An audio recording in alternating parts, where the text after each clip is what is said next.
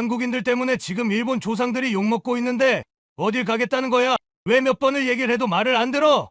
아빠 제발요. 그런 말도 안 되는 소리가 어디 있어요. 지금은 시대가 바뀌었다고요. 이제 인정 좀 하세요. 안녕하세요. 감동뭉클입니다. 여기 일본에 사는 한 소녀가 아버지와 큰 소리로 말다툼을 하고 있습니다. 도대체 이 부녀에게는 무슨 일이 있는 걸까요? 감동뭉클에서는 해외 커뮤니티와 공식 이메일로 제보받은 시청자 여러분의 사연으로 영상을 제작하고 있습니다. 등장하는 인물의 이름은 사연자의 요청으로 실제와 다를 수 있음을 알려드립니다. 즐거운 시청되세요. 안녕하세요. 저는 일본에 살고 있는 고등학생 히로사와 루카라고 합니다. 최근에 일본에서는 한류 열풍이 불고 있어요. 제가 사는 시골 마을인 학교에서도 저와 친구들은 매일 한국 드라마를 감상하며 K-팝 아이돌 소식을 공유하고 있어요. 그래서 대학에 진학한 후에는 꼭 친구들과 한국을 여행하고 싶다는 꿈을 키우고 있습니다. 제가 사는 곳은 마스모토시입니다. 여긴 일반적으로 도시보다는 자연 환경과 조용한 분위기를 느낄 수 있는 시골입니다. 아름다운 산악 지형과 전통적인 일본의 풍경을 감상할 수 있는 곳으로 알려져 있거든요. 하지만 저희 동네에 비하면 한국 드라마 속 반짝이는 도시의 모습을 보면 항상 부러움을 느끼곤 합니다.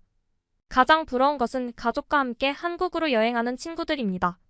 우리 반 친구 중에서 제가 제일 친한 친구인 하루카는 한국을 다녀온 유일한 친구예요. 그 친구의 아버지는 한국에서 아주 유명한 트로트 가수인 송가인 씨의 팬이라 송가인 씨의 콘서트를 보기 위해 가족과 함께 한국을 여행했다고 했어요. 아버지가 콘서트에 가 있는 동안 하루카는 엄마와 쇼핑도 하고 한국의 예쁜 카페들도 다니면서 구경했다고 했어요. 불고기에 비빔밥에 특히 한국 길거리에서 파는 간식들도 정말 맛있다고 했어요. 저는 여행 다녀온 이야기만 들어도 너무 부럽고 왜 우리 집은 못 가나 하는 생각이 들었어요. 저희 집에서는 꿈도 못 꾸리거든요. 저희 아빠 때문에요. 저희 아빠는 대대로 할아버지 때부터 한국인들을 욕을 하고 일본 안에서 욕을 하는 혐한 우익 단체에서 활동하고 계세요. 그것도 아주 열심히요.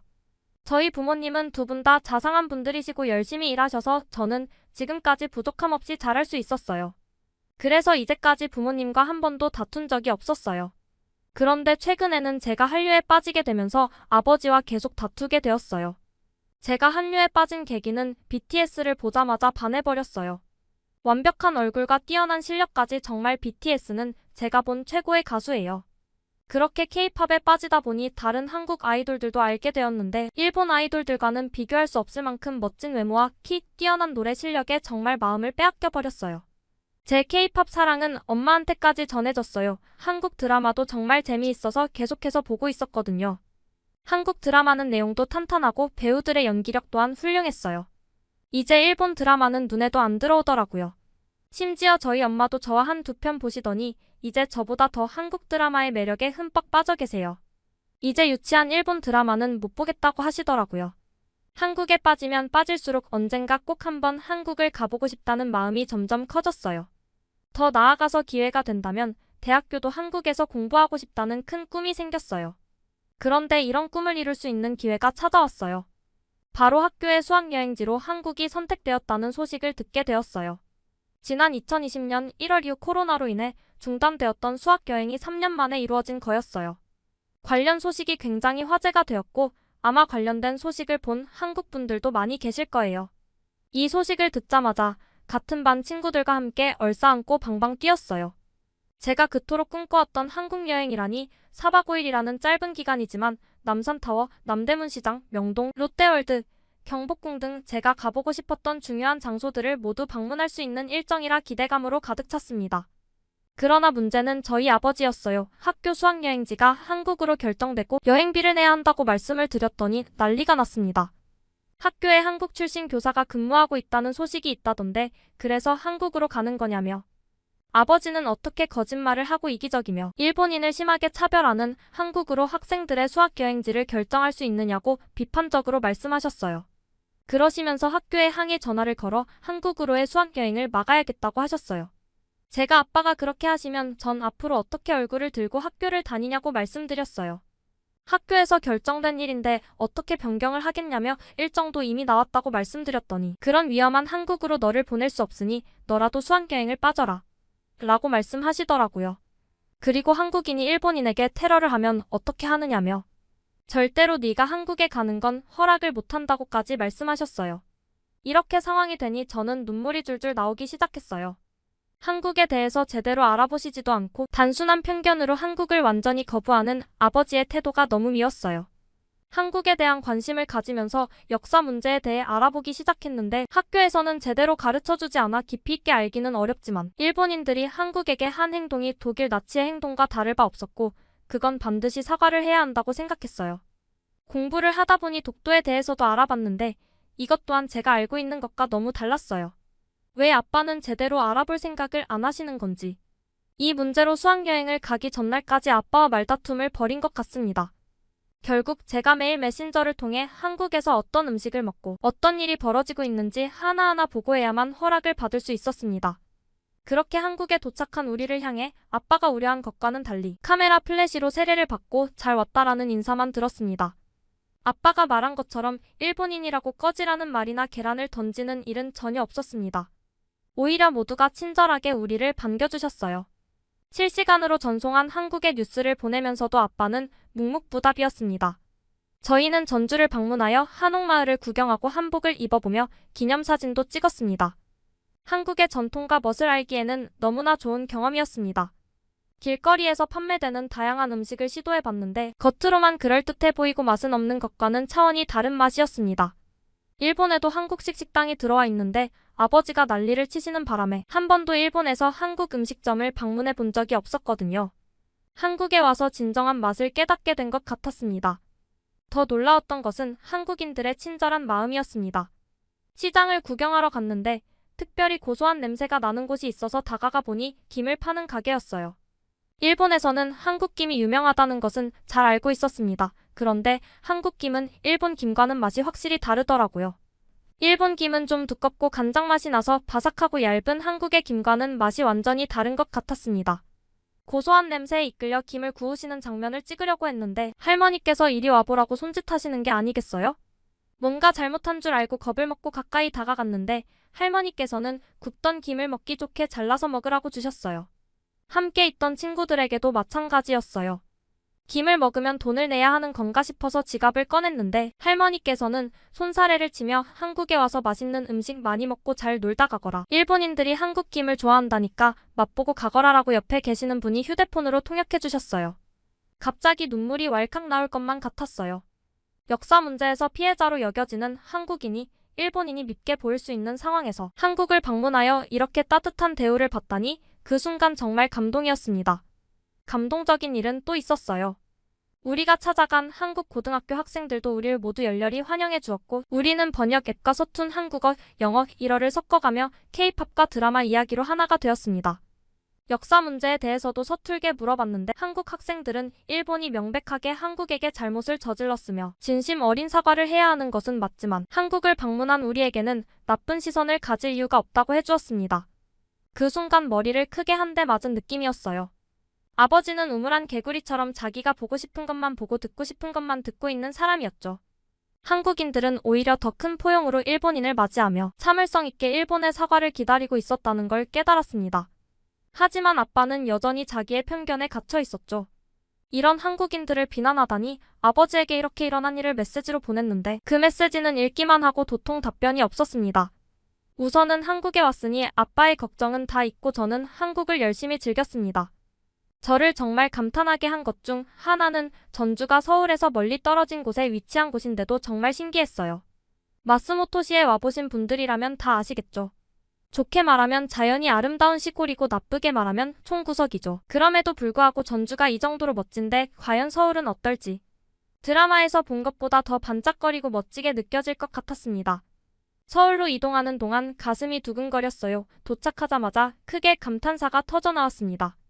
드라마에서 보던 서울보다 현실의 서울은 훨씬 휘황찬란하고 멋졌어요.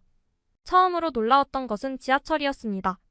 마스모토시는 노면 전차가 다니는 곳이라 100년이 넘도록 운영되고 있어 가까이서 보면 부서질 것 같은 생각이 들 정도였죠. 또한 자동차 신호와 함께 다니기 때문에 자동차가 멈추면 지하철도 같이 멈추고 달리면 같이 달리는데 속도는 그다지 빠르지 않고 좋은 점도 별로 없었습니다. 게다가 지폐를 잔돈 교환기에서 잔돈으로 바꿔 딱 맞게 요금통에 넣어야만 이용할 수 있다는 점도 좀 웃길 정도였습니다. 그리고 요금통과 잔돈 교환기가 붙어 있어 딴 생각을 하다가 돈을 잔돈 교환기에 넣게 되면 다시 돈을 찾을 방법이 없다는 게 당황스러울 때가 많았어요. 도쿄 지하철은 좋지 않냐고 하실 텐데 전혀 아니에요. 저도 가끔 길을 잃어버릴 정도로 복잡하고 안내가 잘 되어 있지 않아요. 환승하려다가 지하철을 반대로 타거나 환승역을 놓치는 일도 많고요. 부끄럽지만 일본인인 저도 도쿄에 갔다가 길을 헤맨 적도 많아요. 그런데 한국 지하철은 정돈되어 있고 큰 역사 안에 환승 표시가 잘 되어 있으며 지하철 역무원들은 안내를 부탁하면 정말 친절하게 도와주셨습니다. 일본에서는 이런 친절을 기대하기 어렵지만 한국인들의 이런 친절과 배려심은 꼭 배워가야겠다는 생각을 했죠. 이번 수학여행에서 최고로 환상적인 것은 롯데월드였어요. 일본의 놀이동산을 한국 사람들도 꽤 많이 방문한다고 알고 있지만 심심한 놀이기구가 많아서 재미가 부족한 편이었는데 한국은 놀이기구의 스케일과 스릴이 엄청나서 정말 즐거웠습니다. 일본에서는 한국 교복을 입고 사진을 찍는 것이 유행인데 친구들과 염원하던 한국 교복을 입고 사진을 찍어 소원 성취도 했습니다. 또 한국인들의 세련됨에도 놀라웠어요. 저는 일본 여성 중에서는 키가 좀 큰 편인데요. 일본에서는 놀이기구 줄을 서 있을 때 뒤를 돌아보면 키 큰 남자를 찾기 어려워요. 그러나 한국 남자들은 높은 키와 세련된 옷차림, 건강한 피부를 자랑하며 눈에 띄게 멋있었어요. 한국 드라마 속 배우들이 현실에서도 이렇게 멋지다니 한국으로의 유학을 다시 다짐하게 됐죠. 제 환상적인 수학여행 체험기를 아빠에게 매일 보냈는데 아빠는 도무지 대화에 참여하지 않더라고요. 난리를 쳤을 때도 한국에서 어떤 위험에 처할지 걱정했을 때도 말이 없으셨죠. 걱정이 돼서 마지막 날 밤 아빠에게 전화를 걸었더니 차분한 목소리로 와서 얘기하자고 하더라고요. 집에 무슨 일이 생겼나 했는데 내일 집에 돌아가기로 했으니까 그때 들어보겠다고 생각했어요. 집에 도착하면서 한국 김, 화장품, 예쁜 옷, 그리고 BTS 굿즈까지 가득 쇼핑한 것들을 안고 들어가면서 마음 한 구석에서는 아빠가 무슨 소식을 전할지 걱정이 됐습니다. 아빠가 한국에 돈을 주고 왔냐며 내가 힘들게 번 돈을 한국에 썼다고 노발대발할 텐데 이런 생각이 불쑥 들었습니다. 천국에서 지옥으로 툭 떨어진 느낌이었죠. 조심조심 집으로 들어간 순간 놀라웠습니다. 아빠가 거실에서 저를 기다리고 있었기 때문입니다. 아빠의 첫 마디가 재미있었니? 였죠. 거짓말을 할까 하다가 정말 재미있고 행복했던 것은 사실이라 네, 재미있었어요 라고 대답했습니다. 그런데 아빠가 방으로 들어가려는데 저를 불러 세우셨어요. 아빠와 마주보고 가만히 거실에 앉아있자니 너무 불편했습니다. 이윽고 아빠가 말을 꺼냈는데 기절하는 줄 알았어요. 미안하다 루카. 아빠 때문에 부끄러운 적이 많았지라고 하시는 거예요. 제가 뭔가 단단히 잘못 들은 것 같아서 아빠를 멀뚱멀뚱 쳐다보고 있었는데 아빠는 제가 보내준 한국 여행기를 실시간으로 전해 들으며 처음에는 믿지 않으셨다고 합니다. 자기가 좋아하는 나라니까 욕먹이기 싫어서 거짓말을 하는구나 싶으셨다는데요. 계속해서 쏟아지는 사진과 조작이 불가능한 동영상들을 보며 한국인이 왜 이렇게 친절하게 아량을 베풀지라고 생각을 계속했다고 하셨어요.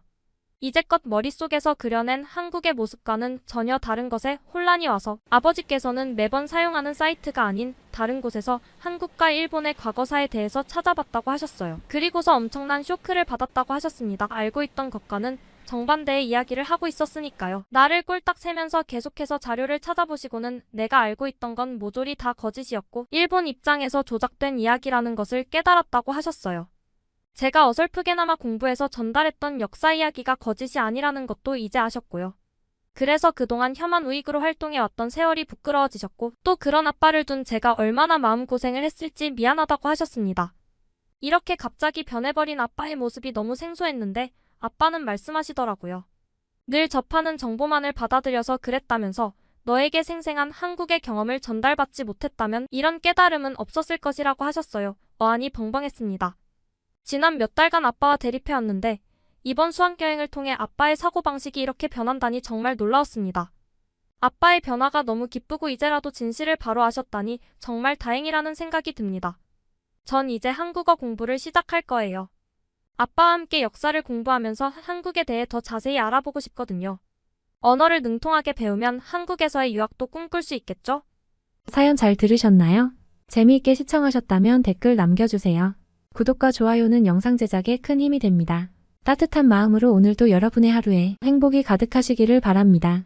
감동뭉클에서는 여러분의 소중한 사연을 기다리고 있습니다. 한국과 관련된 감동적인 사연이 있으시면 공식 이메일로 연락 부탁드립니다. 세계 최고의 한국을 꿈꾸는 감동뭉클이었습니다. 구독과 좋아요를 누르시고 다음번에 올라오는 감동뭉클한 새로운 영상 소식도 받아보세요.